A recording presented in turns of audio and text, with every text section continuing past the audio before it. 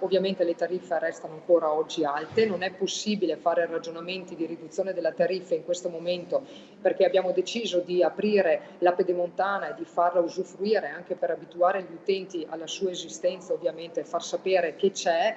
Non è possibile finché non sarà aperta tutta e non si vedranno i flussi di traffico complessivi capire se vi è la necessità, se vi è la possibilità di poter abbassare le tariffe. Gela le aspettative di amministratori e imprese l'assessore ai trasporti Elisa De Berti, che spiega come al momento la proposta di ridurre i pedaggi sulla Pedemontana non possa essere concretizzata, questione di sostenibilità dell'opera, ma i sindaci non si danno ancora per vinti. Sicuramente ci adopereremo affinché si abbia un occhio di riguardo per chi si vede comunque falcidiare il territorio da una colata di cemento e di asfalto, ma attenzione, non sto dicendo che l'opera non andasse fatta, però magari una sorta di ristoro per i comuni interessati credo sia dovuta. Richieste comunque legittime, quelle dei primi cittadini, ammette De Berti, che fissa una soglia per il futuro quando l'intera opera sarà aperta. Sicuramente il numero della TGM giornaliero, che è il traffico giornaliero medio, è di 27.000 veicoli.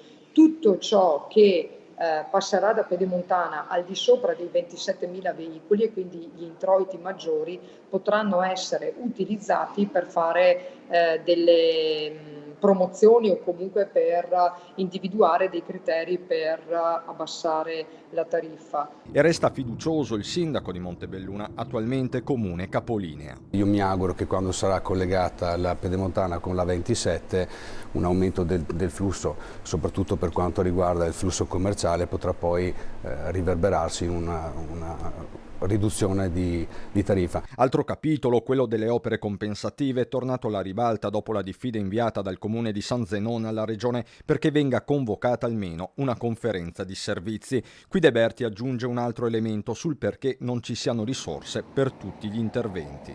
La Pedemontana è stata realizzata per oltre circa il 60% in trincea, questo ovviamente ha assorbito tutte quelle risorse che potevano essere messe a disposizione delle opere compensative, ma è stata una decisione credo anche legittima da parte del territorio.